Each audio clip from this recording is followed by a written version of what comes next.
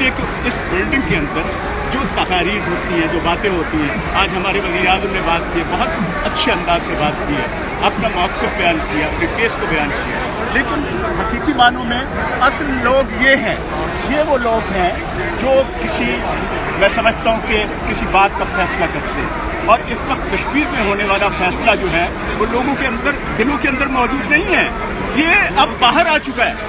अब इस फैसले को कहीं उस पर अमल दरामद की ज़रूरत है। और डॉक्टर साहब ये बात जो मैं आपसे जो कहने वाला हूँ कि इस वक्त मैं समझता हूँ कि जिम्मेदारी है, बिलखुसूस वो लोग जो अपने रिलीजन को अहमियत देते हैं, वो लोग जो शख्सी आज़ादियों को अहमियत देते हैं, जो लोग सेकुलर जहन के भी हैं, वो तमाम लोग मिल के लोगों की आज़ादी को यकीनी बनाएं। और आज़ादी जो है मैं समझता हूँ कि बुनियादी हक है, जैसा कि यहाँ के लोग कह रहे हैं। और यकीनन यही बात है कि जिसकी वजह से आज इंसान को, उसकी आवाज़ को, उसके लबों की पाबंदी नहीं लगाई जा सकती, उसके दिल पे मोहर नहीं लगाई जा सकती, उसके जहन को कोई और ट्रांसलेट नहीं कर सकता।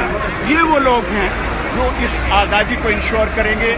और मैं समझता हूँ कि ये लम्हा है पाकिस्तान के लिए, हिंदुस्तान के लिए और दुनिया के तमाम लोगों के लिए, तो वो इस आवाज़ को माशाल्लाह। बहुत शुक्रिया जनाब डॉक्टर ज़ुल्फ़िकार कादरी साहब। ये हमारे साथ थे डॉक्टर ज़ुल्फ़िकार कादरी साहब, जिन्होंने बड़े खूबसूरत अंदाज में ये बात हमें बताई कि आज ये न्यूयॉर्क की ये स्ट्रीट्स हैं, ये गूंज रही हैं आज़ादी कश्मीर की आवाज़ से।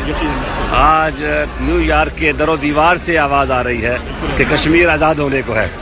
आज यहाँ की फ़ज़ाएँ और हवाएँ भी ये ख़बर दे रही हैं कि इंशाअल्लाह ये जुल्म के दिन थोड़े हैं और इंडिया को बैक होना पड़ेगा।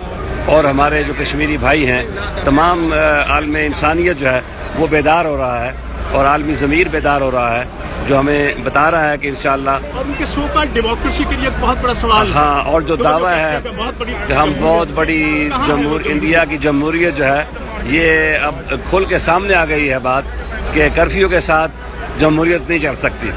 लोगों के हकूक़ दबाने के साथ इंडियन जमहूरियत का पोल खुल गया है कि इंडिया कैसी जमहूरियत है।